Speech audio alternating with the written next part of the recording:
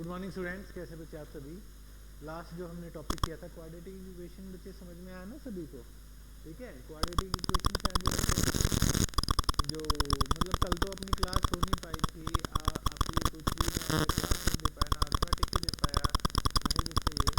ठीक है, तो देखिए आज बच्चे जो टॉपिक है आज इसको हम कंप्लीट ही करेंगे, बाइनोमियल एक्सपेंशन। ज़्यादा लेंथी टॉपिक भी नहीं है लेकिन इम्पोर्टेंट है।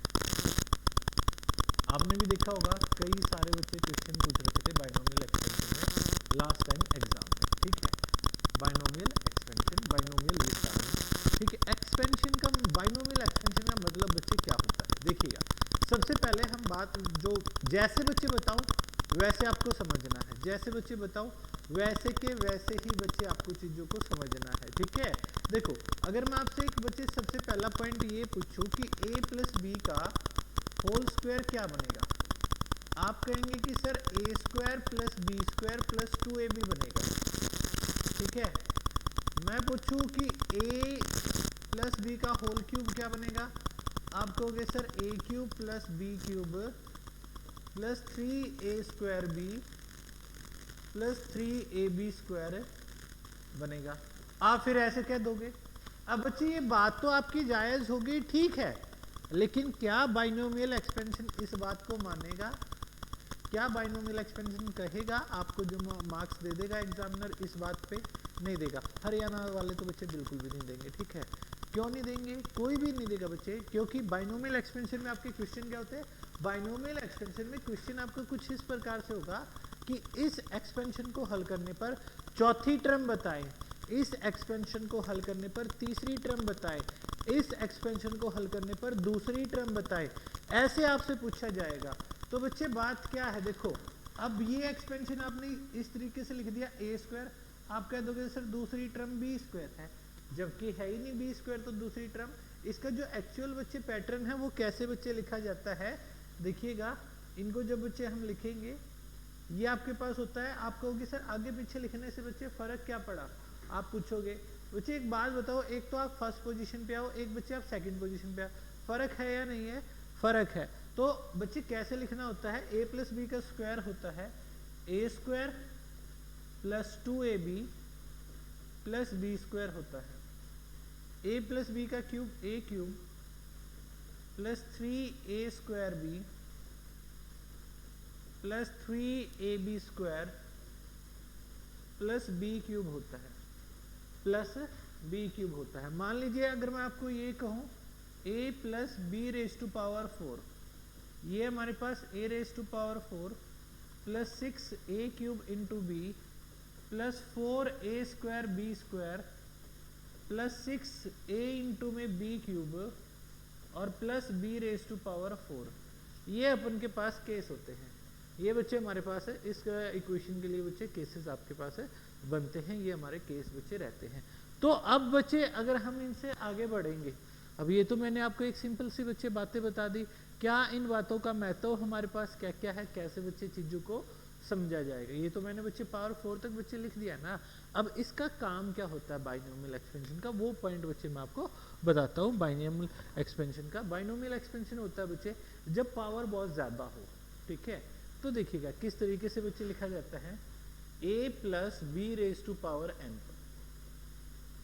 ये हमारे पास क्या होता है nc0 a raise to power n plus nc1 a raise to power n minus 1 into में b raise to power 1। a की तो पावर बच्चे कम होती जाएगी, b की पावर बच्चे आपके पास बढ़ती जाएगी। प्लस बच्चे अगर हम कहेंगे यहाँ पे और आगे बच्चे अगर हम बोलेंगे तो कितना हो जाएगा, plus nc2 a raise to power n minus 2 into में b raise to power 2 plus nc3 a raise to power n minus 3 into में b raise to power 3 plus up to ncn a raise to power n minus n 0 हो गया और b की power बच्चे क्या आ गई, n आ गई। मतलब बच्चे शुरू a से करना होता है, a की पावर से, a की पावर फिर बच्चे कम होती जाएगी और b की पावर क्या है, बढ़ती जाएगी, ये बच्चे बात होती है। अब बात आती है कि जनरल फॉर्मेशन, किसी भी टर्म के लिए बच्चे जनरल फॉर्मेशन क्या होती है,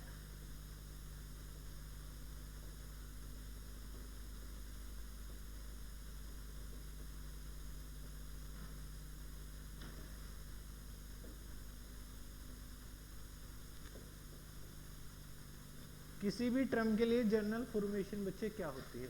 इस पे बच्चे चलने से पहले मैं आपको लास्ट उससे एक बच्चे पॉइंट बताना चाहूंगा। यहाँ पे देखो, जब बच्चे पावर 2 थी तो नंबर ऑफ टर्म्स कितनी आई 3। जब बच्चे पावर 3 थी नंबर ऑफ टर्म्स कितनी आई 4 आई। जब पावर बच्चे 4 है नंबर ऑफ टर्म्स कितनी आई 5 आई ना। मतलब नंबर ऑफ टर्म्स हमेशा बच्चे क्या होती हैं, जो हमारे पास पावर रहेगी n रहेगा उससे एक ज्यादा हमारे पास नंबर ऑफ टर्म्स होती हैं। जो बच्चे पावर आएगी उससे एक ज्यादा हमारे पास क्या रहेगी, नंबर ऑफ टर्म्स बच्चे बनेंगी। समझ गए बच्चे बात को, नंबर ऑफ टर्म्स के बारे में बच्चे पता चला है ना। तो नंबर ऑफ टर्म्स लिख लीजिए बच्चे, ये पॉइंट बच्चे लिख लीजिएगा। Number of terms on solving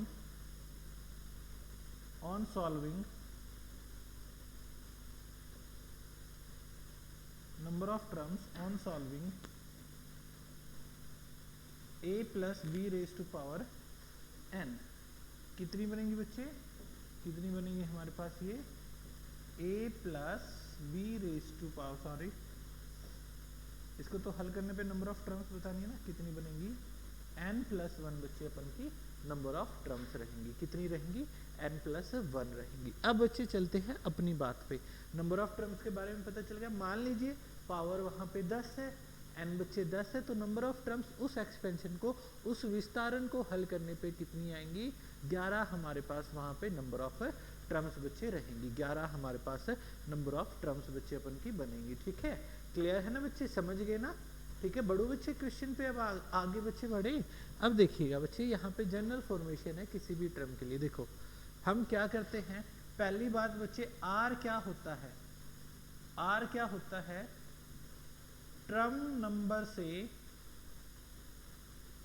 term के पोजीशन नंबर से एक कम होता है। टर्म के पोजीशन नंबर से एक कम होता है। ये पॉइंट आपको ध्यान रखना। जो उसका टर्म का पोजीशन नंबर है बच्चे उससे एक कम होता है। इस बात को कहने का मतलब बच्चे मेरा क्या है, साफ साफ साधारण शब्दों में बच्चे मैंने आपको बताया है। ठीक है, ये तो बच्चे बोर्ड तो आपको अच्छे से विजिबल होगा ना। मैं तो बच्चे यहाँ की लाइटिंग कुछ ऐसे हो रखी है, खराब हो रखी है।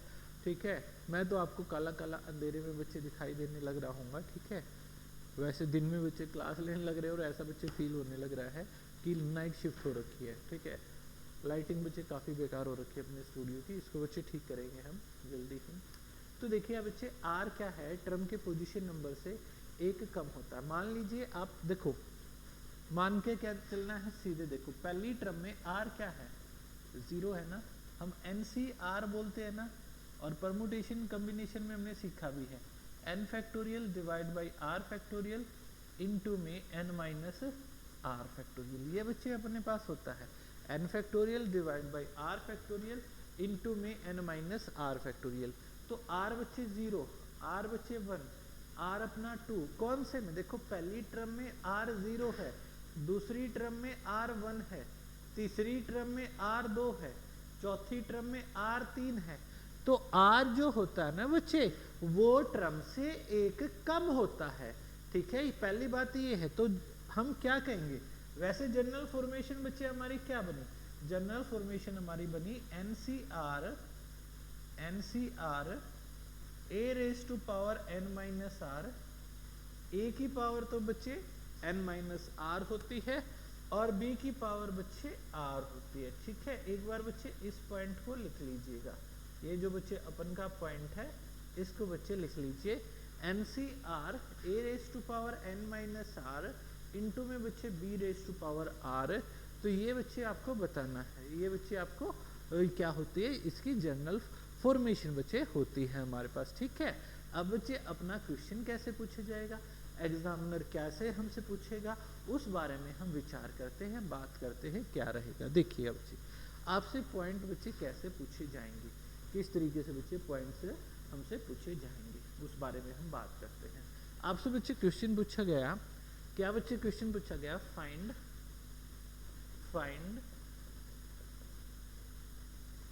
seventh term on solving the expansion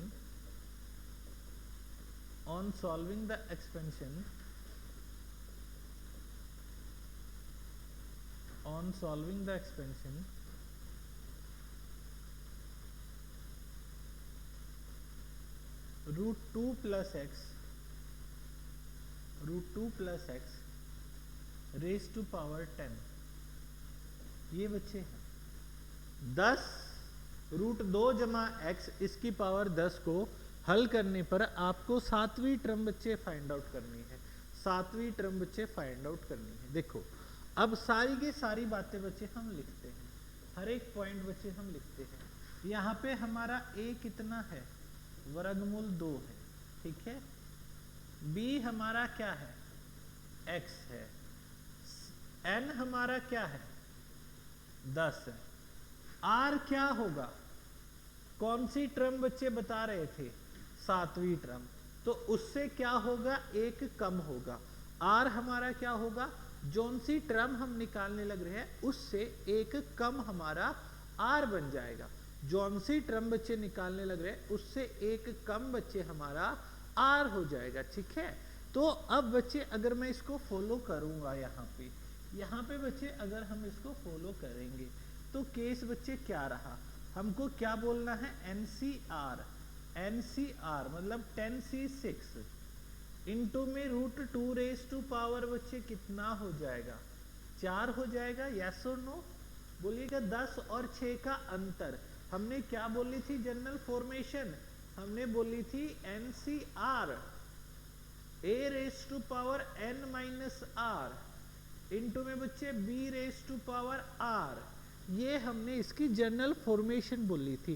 10c6 into में रूट 2 की पावर 4 और ये बच्चे NCR a raise to power n minus r into में b की पावर r। अभी रह रहा है b बच्चे अपना क्या है, x की पावर बच्चे बन गई 6। अब इतना काम बच्चे हमारा हो गया है।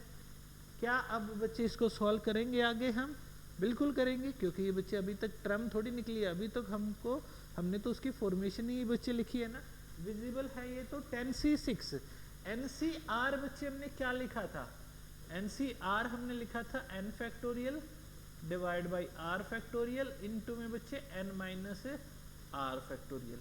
ये हमने बच्चे NCR बच्चे लिखा था। NCR बच्चे हमारा ये होता है, ठीक है। तो 10c6 को लिखेंगे तो 10 फैक्टोरियल भाग में 6 फैक्टोरियल गुना में 4 फैक्टोरियल। अब ये बच्चे कितना बन गया, अगर इसको बच्चे बोला जाएगा तो 10 गुना 9 गुना 8 गुना 7 गुना 6 फैक्टोरियल भाग में 6 फैक्टोरियल बच्चे है ही कैंसल आउट हो गया। 4 फैक्टोरियल की वैल्यू 4 गुना 3 गुना 2, 4 दूनी 8 से बच्चे 8 कैंसल आउट, 3 से ये 3 पे कैंसल आउट, ये तो बन गया बच्चे 210। ये अपन का कितना आ गया भाई, 210 आ गया। इसको बच्चे सॉल्व किया 210 और रूट 2 की पावर 4 का मतलब क्या है, 2 का स्क्वायर है ना, 2 का स्क्वायर है ना। रूट को क्या बोलोगे 1/2, 1/2 से 4 2 पे कैंसिल आउट हो गया और 2 का स्क्वायर बच्चे करोगे 4 बन गया गुना में x की पावर 6। तो हमारा आंसर क्या आ गया 840 x की पावर 6 से। ये हमारे पास रिक्वायर्ड आंसर बन गया बच्चे इस क्वेश्चन का। क्लियर है भाई, समझ पाए बच्चे सभी स्टूडेंट इस बात को, यस और नो बोलिएगा। किसी भी स्टूडेंट को बच्चे कोई डाउट है तो बच्चे कमेंट सेक्शन में या बच्चे अपने व्हाट्सएप ग्रुप में बच्चे आप मैसेज ड्रॉप कर सकते हैं। क्लियर होगा बच्चे सभी को, बड़े बच्चे आगे, ठीक है। एक और बच्चे इस टाइप का हम एक और बच्चे क्वेश्चन देखते हैं, एक और बच्चे हम इस टाइप का क्वेश्चन हमें स्टडी करते हैं। कैसे है बच्चे, अगला क्वेश्चन बोला गया है, यहाँ पे बोला गया बच्चे find 8th term of given expansion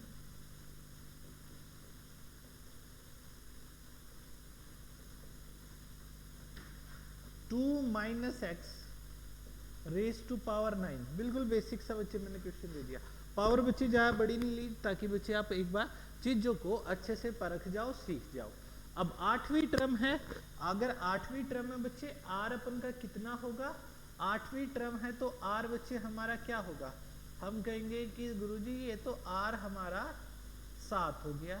are की वैल्यू पता चली हमको, ठीक है, आर पता चल गया 7 है, ए हमारा 2 है और बी हमारा बच्चे क्या है, बी हमारा -1 है जो x की गुना में है, और n बच्चे हमारा क्या है, n हमारा 9 है। अब बच्चे सॉल्व कर सकते हैं, सारे पॉइंट्स बच्चे हमको पता चली गए। तो 9c7 इंटू में 2 की पावर बच्चे 2 ही हो गया इनका डिफरेंस 9 और 7 का, और अब -x बोला जाएगा। ये नेगेटिव वाला बच्चे मैंने इसीलिए लिया था ताकि आपको बच्चे साथ के साथ प्लस माइनस की भी परख हो जाए। -x की पावर बच्चे 7 हो गया।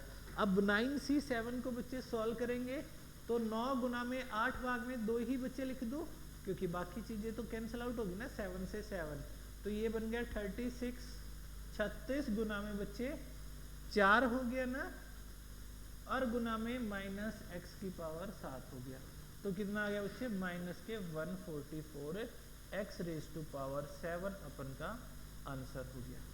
क्लियर है बच्चे, ये पॉइंट भी 144 x की पावर 7 बच्चे हमारे पास है, इस क्वेश्चन का आंसर आ गया।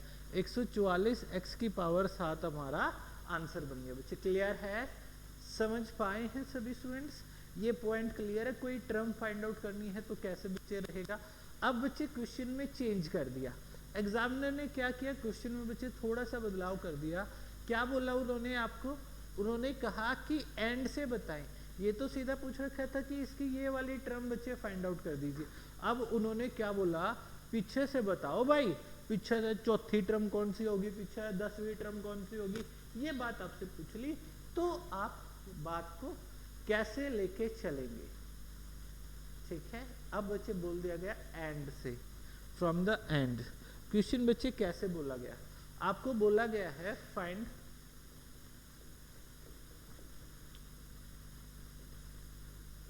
Seventh term from the end on solving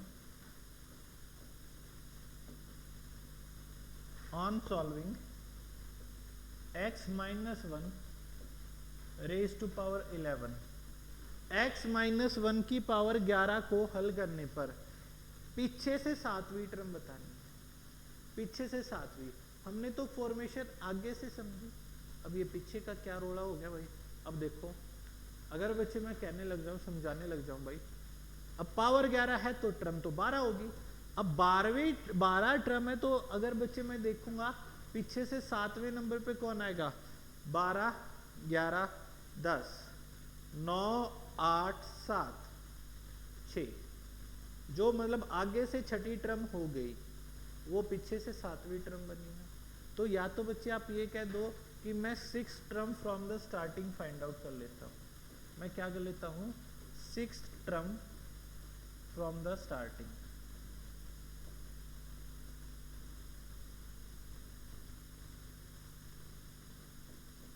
इस बात का मतलब है बच्चे ये,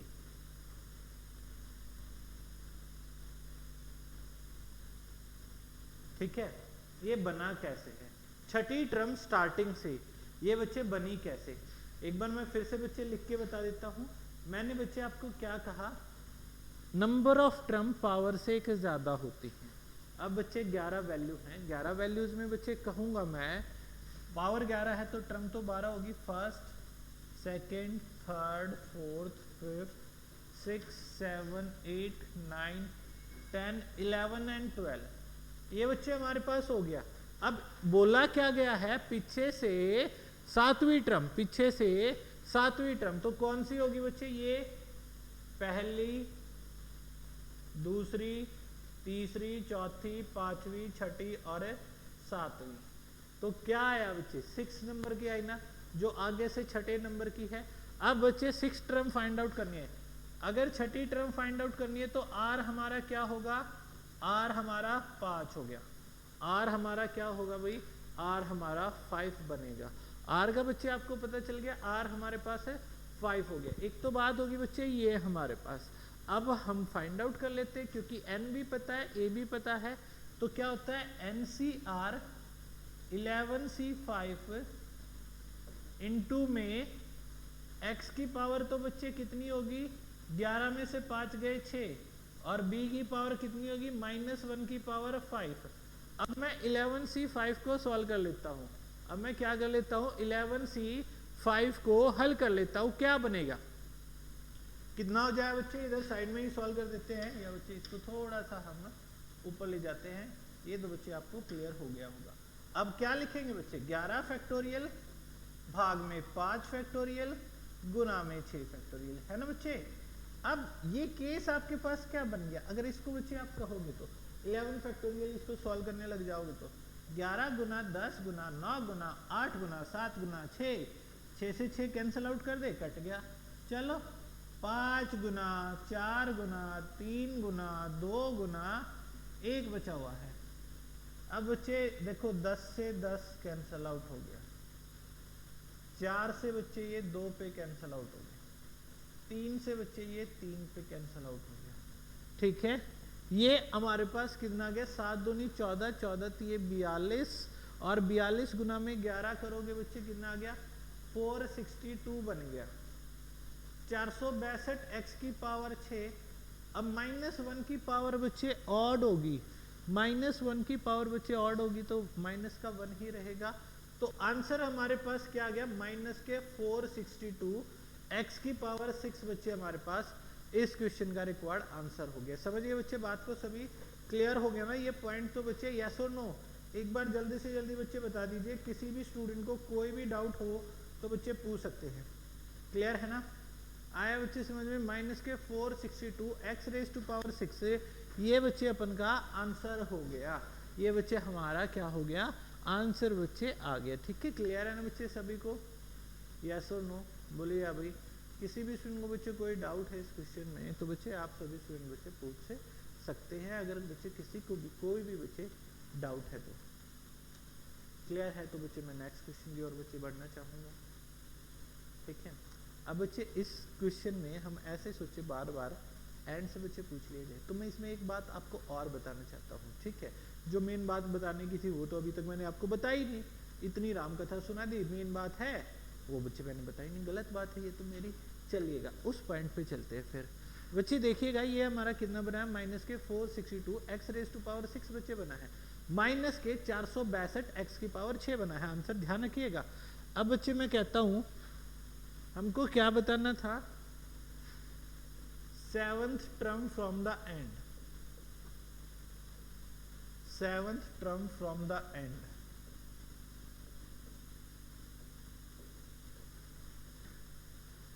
ऑन सॉल्विंग x माइनस 1 की पावर 11, x घटा 1 की पावर 11 को आपको बच्चे 7 टर्म बतानी है। एंड से 7वीं टर्म कौन सी होगी, x माइनस 1 की पावर 11 पे, एंड से 7वीं टर्म बच्चे कौन सी होगी।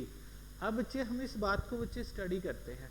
अपन के पास बच्चे केस क्या रहेगा, 7 term from the end, x minus 1 raise to power 11 बच्चे अपन को सॉल्व करना है। तो देखिए अब क्या बच्चे अपन के पास केस रहेगा। देखिए मैं इसको कहता हूं आप 7th टर्म फाइंड आउट कर लो, किसकी, माइनस के 1 plus x raise to power 11 की। ये क्या किया मैंने क्या किया, ए और बी की पोजीशन चेंज कर। जब भी एंड से बच्चे बोल रखा है, कोई ये नहीं है कि आप देखो टोटल नंबर ऑफ टर्म्स कितनी है, जो पीछे से है तो आगे से वो कौन सी होगी, नहीं भाई, आपको बस ए और बी की पोजीशन बच्चे बदल देनी है। ए और बी की पोजीशन बदलते ही बच्चे आपका रिक्वायर्ड रिजल्ट आ जाएगा। देख लो बेशक अब 7th टर्म, अगर 7th टर्म है तो आर बच्चे अपना 6 होगा, आर अगर हमारा 6 है बच्चे तो आप कहोगे 11c6 इंटू में -1 की पावर 5 इंटू में x की पावर 6। क्या 11c6 को 11 factorial divide by 6 factorial into में 5 फैक्टोरियल नहीं लिखोगे, और ये -1 नहीं लिखोगे, ये x की पावर 6 नहीं लिखोगे, और ये बच्चे 11 भाग में 6 5 फैक्टोरियल, ये क्या आया था, ये भी तो यही है, ये भी तो यही है ना, सेम बात है ना बच्चे। तो जब भी एंड से बच्चे बोल दिया जाए, एंड से इस नंबर की टर्म बताओ, एंड से ये बताओ वो बताओ, ए और बी की पोजीशन बदल दो, आपके पास रिक्वायर्ड रिजल्ट आपको प्राप्त हो जाएगा। क्लियर? यस और नो? अब बताए बच्चे, किसी भी स्टूडेंट को कोई डाउट है तो? अब तो बच्चे सभी को क्लियर होगा ना? क्या बच्चे मैं नेक्स्ट क्वेश्चन की ओर चल सकता हूं? ये पॉइंट बच्चे सभी को क्लियर है? यस और नो? चलिएगा नेक्स्ट क्वेश्चन की ओर बच्चे हम बढ़ते हैं। फिर अपन का नेक्स्ट बच्चे आता है, आप सभी को बच्चे ध्यान होगा एक सम ऑफ कोफिशिएंट पे बच्चे क्वेश्चन पूछ रखा था, मेरे को एग्जैक्ट वैल्यू ध्यान नहीं है। सम ऑफ कोफिशिएंट,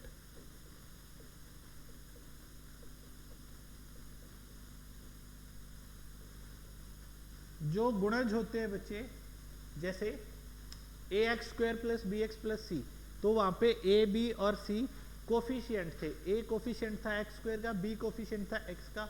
आपको सर सी कैसे कोफिशिएंट हुआ?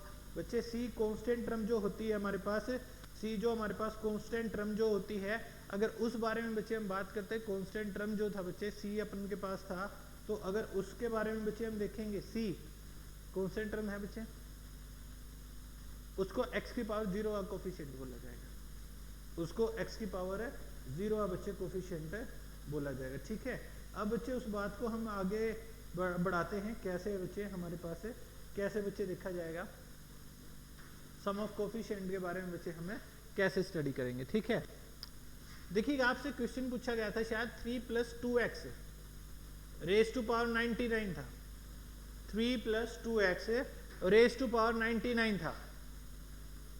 इसके गुणजों का योग बताना था, इसके गुणजों का योग बताना था आपको। 3 + 2x की पावर 99 के गुणजों का योग बच्चे बताएं। 3 + 2x की पावर 99 के गुणजों का बच्चे योग बताना है आपको।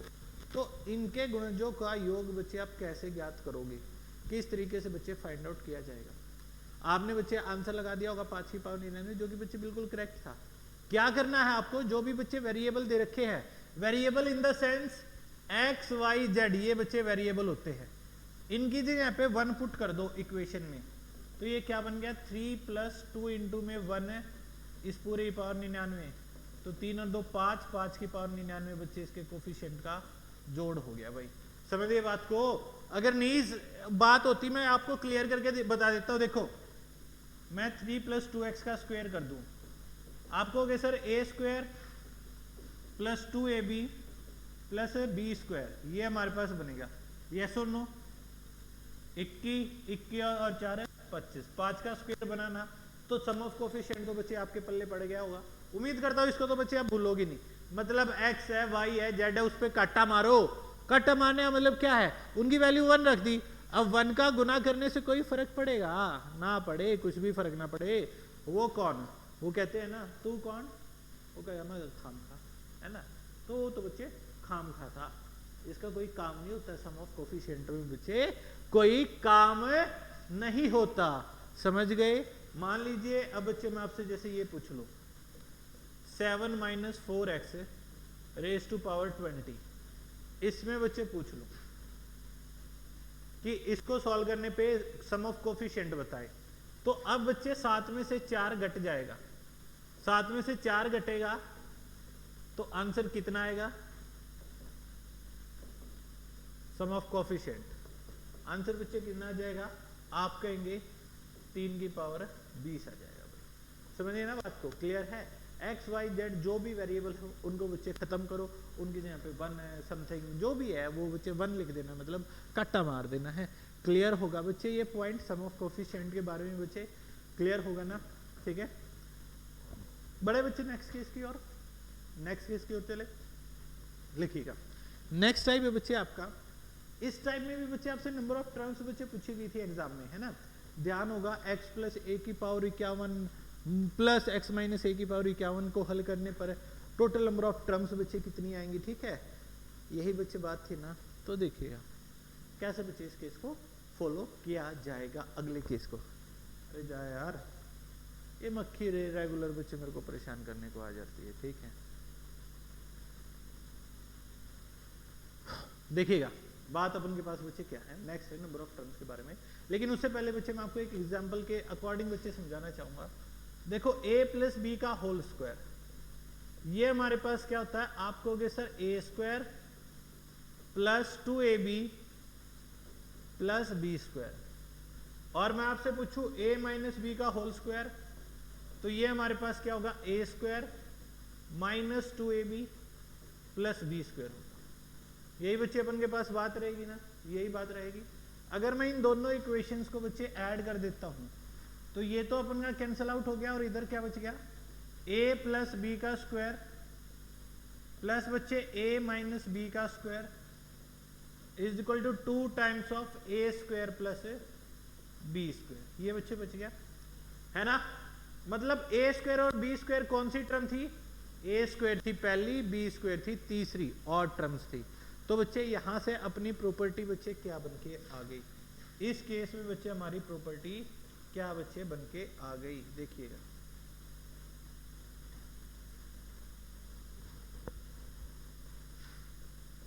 a plus B raise to power n plus a minus B raise to power n, ये हमारे पास क्या होता है 2 times of terms at odd places, terms at odd places. ये बच्चे अपन के पास बात होती है। ये पॉइंट बच्चे ध्यान रखिएगा हमेशा, a प्लस बी की power n plus a minus B की पावर n क्या बनता है, 2 गुना में टर्म्स एट ऑड प्लेसेस बच्चे हमारे पास बनता है। और एक बात ध्यान रखिएगा, 2 से गुना करने पर नंबर ऑफ टर्म्स नहीं इंक्रीज होती।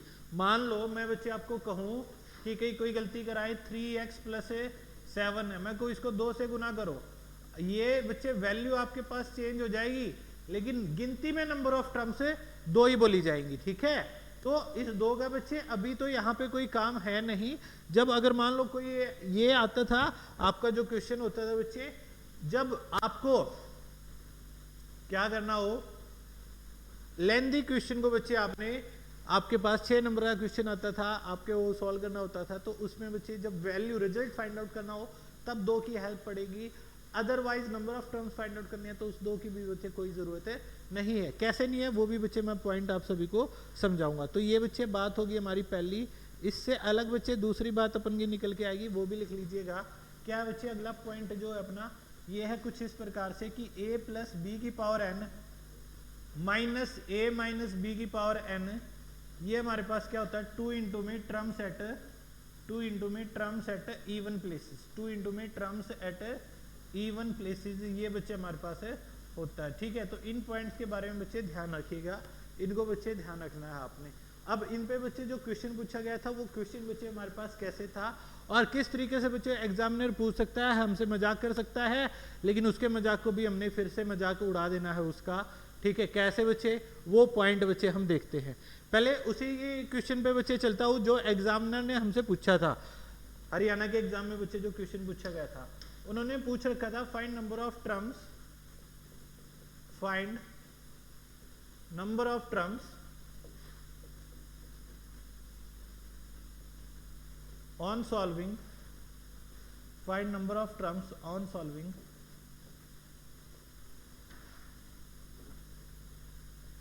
x plus a raised to power 51 plus x minus a raised to power 51।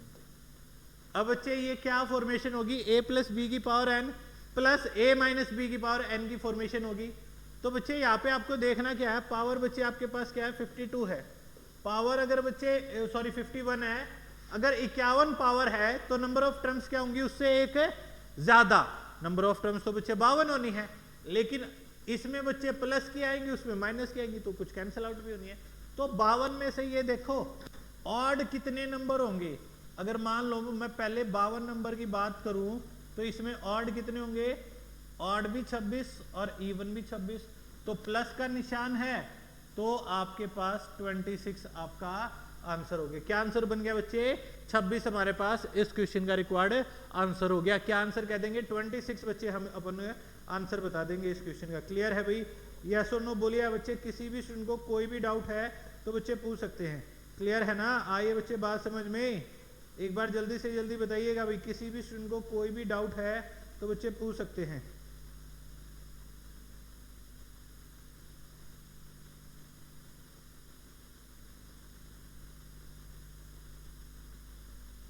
Clear है बच्चे, बता देंगे। ये होता है बच्चे अपना फर्स्ट केस, इस तरीके से देखना। अब मान लो ये ऑड और इवन में बच्चे क्यों छांटने की जरूरत पड़ गई हमको, देखिएगा बच्चे, अगर मैं मान लो क्वेश्चन को मैं ऐसे बोल देता, क्वेश्चन को बच्चे बोल देता मैं find number of terms, find number of terms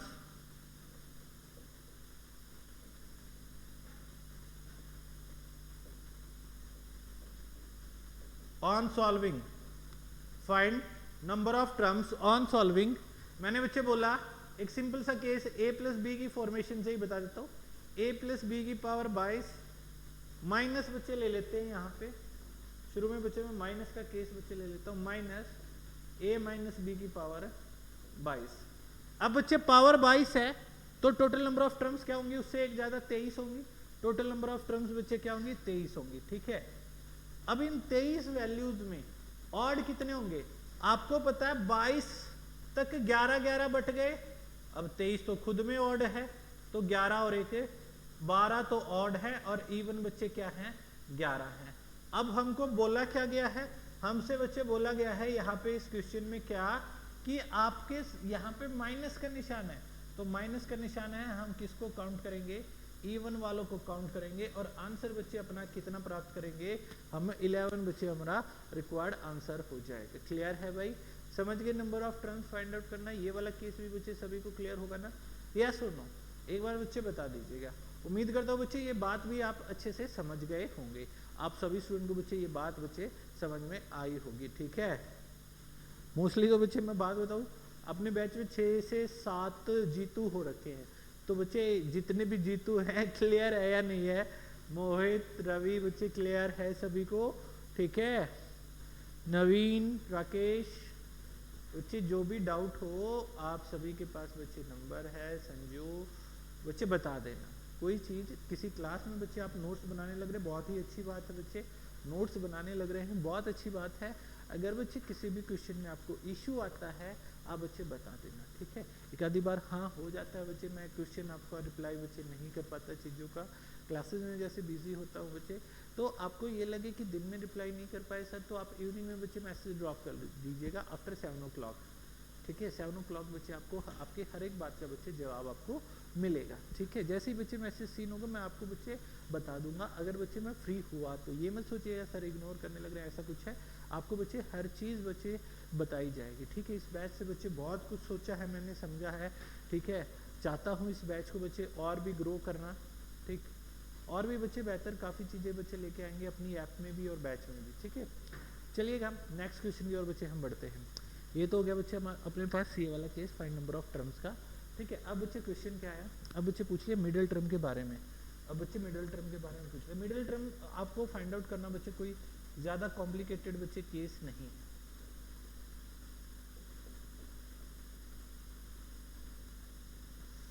sorry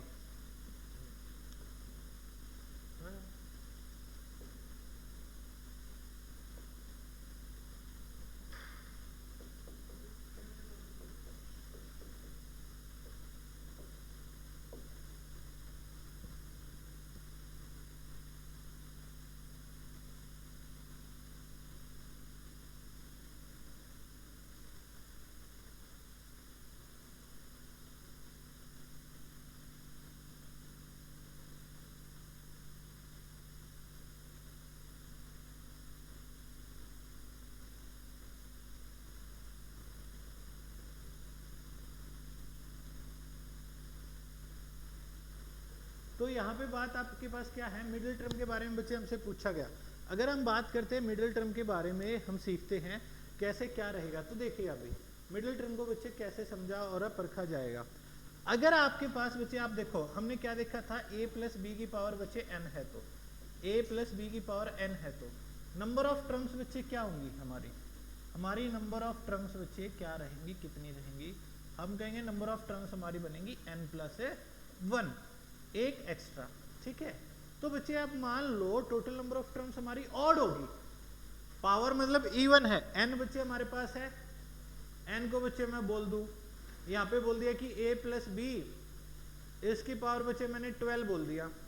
अब यहाँ पे आप सीधा बता दोगे, कैसे बता दोगे, पावर बच्चे 12 है, 12 पावर है तो नंबर ऑफ टर्म्स तो 13 होंगी, अब 13 टर्म्स में बीच में कौन आएगा? 7वीं टर्म आएगी ना, ठीक है। 6 पहले की हटा दो, 6 एंड की हटा दो, 12 हट गई, तो बीच में कौन बच गया? 7th टर्म बचेगी। मतलब आपको 7th टर्म फाइंड आउट करनी है, और 7th टर्म फाइंड आउट करने के लिए बच्चे मैंने आपको जनरल फॉर्मेशन तो बता ही दी है, NCR a की power n minus R into में b raise to power r, ये हमारे पास होता है ना। मान लीजिए पावर, आप कहते हैं कि सर यहाँ पे पावर हमारे पास क्या है, अगर इसी क्वेश्चन में हम देखते पावर हमारे पास क्या है, अगर इस क्वेश्चन में बच्चे हम बात करेंगे तो कैसे बच्चे आपको बोल दी गई पावर, अगर बच्चे यहाँ पे 13 होती, तो अगर इसी क्वेश्चन में हम लेके चलते पावर अगर हमारे पास 13 होती तो नंबर ऑफ टर्म्स तो 14 हो जाती। अब 14 में कैसे बांटे बीच वाली टर्म? तो अब बच्चे हमारे पास 2 आएंगी, अब बच्चे 2 आएंगी, क्या क्या? एक तो 7वीं और एक 8, ठीक है। इससे पहले की 6 हट गई, इससे बाद की 6 हट गई, तो बच गई क्या? 7th और 8। वो आपको प्लस माइनस का साइन वहां पे आपको स्टडी कर लेना है, क्या बीच में प्लस का साइन आएगा, क्या आपके पास है माइनस का साइन आएगा, ठीक है।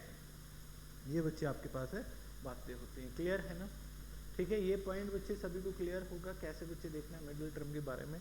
फिर बच्चे आता है आपको कोई टर्म ही बच्चे बतानी हो, कौन सी टर्म होगी, ठीक है। जैसे एक बच्चे क्वेश्चन लेके चलता हूं मैं, आपको बच्चे क्वेश्चन बोला गया कि which term of following expansion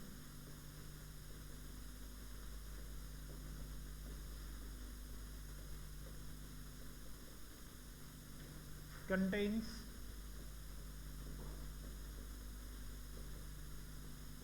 x raised to power 6।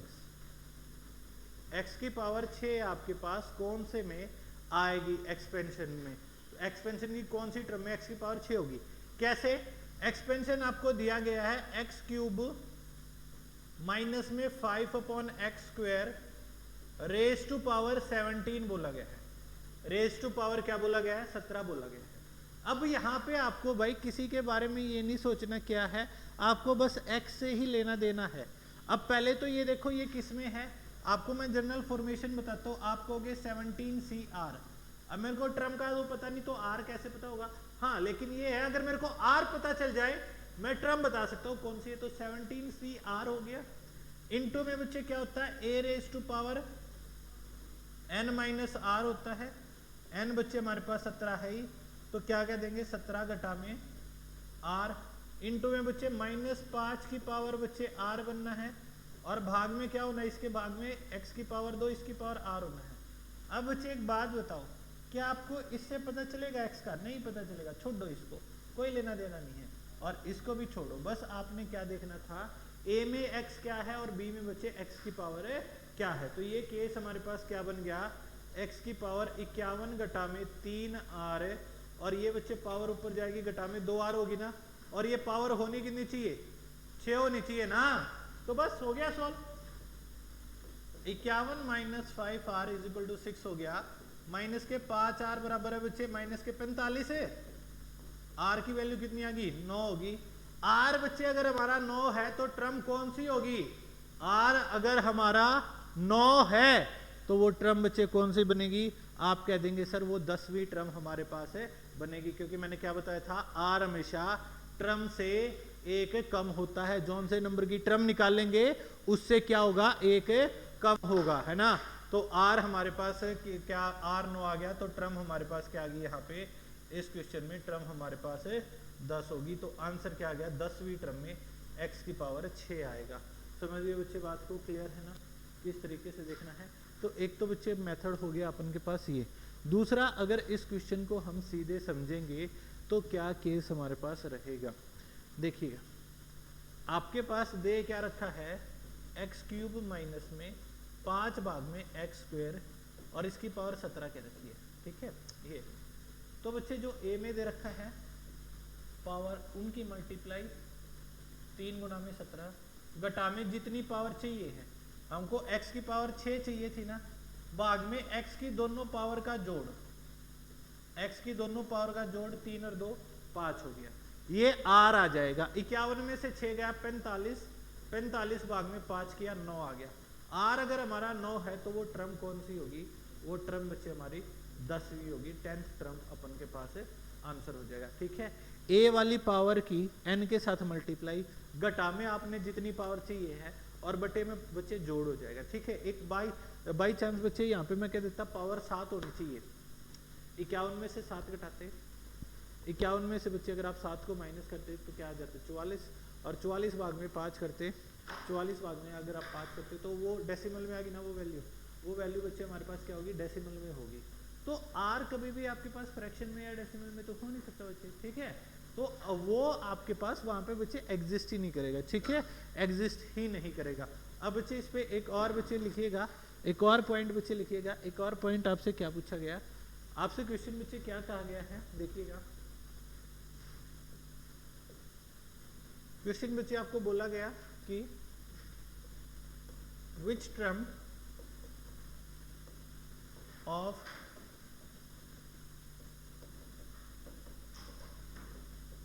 following expansion, which term of following expansion is independent of x। आपको एक्सपेंशन बच्चे क्या क्या रखा है, एक्स स्क्वायर माइनस में आपके पास 1/x रेज टू पावर 18। आपको बोला गया बच्चे इस एक्सपेंशन की कौन सी टर्म में x आएगा ही नहीं, मतलब x की पावर क्या है, 0 है। मैंने क्या बोला, r के लिए आप क्या करोगे, जो पावर है और ये जो है इनकी मल्टीप्लाई करोगे, 18 गुना में 2, घटा में जितनी पावर चाहिए है, भाग में 2 पावर ये, 1 पावर ये, 3 हो गया। 18 और गुना 2 36, 36 भाग में बच्चे 3 किया तो कितना आ गया, 12 आ गया ना। अगर r की वैल्यू बच्चे अपन की 12 है, r की वैल्यू अगर हमारी 12 है तो वो टर्म कौन सी होगी, वो टर्म हमारी कौन सी होगी, 30th टर्म है, वो अपन का आंसर हो जाएगा। 13वीं टर्म हमारा आंसर बन गया। भाई क्लियर है बच्चे, समझ पाए हैं इस बात को। ठीक है, तो इस प्रकार से बच्चे आपने बाइनोमियल एक्सपेंशन देखना था। ये जो 4-5 बच्चे मैंने टाइप्स बताए हैं, यही आपके बाइनोमियल एक्सपेंशन में आपके लिए इंपॉर्टेंट रहेंगे। ठीक है, इन टाइप्स को बच्चे ट्राई कीजिएगा। नेक्स्ट सेशन में आप सभी से मुलाकात होगी। Thank you.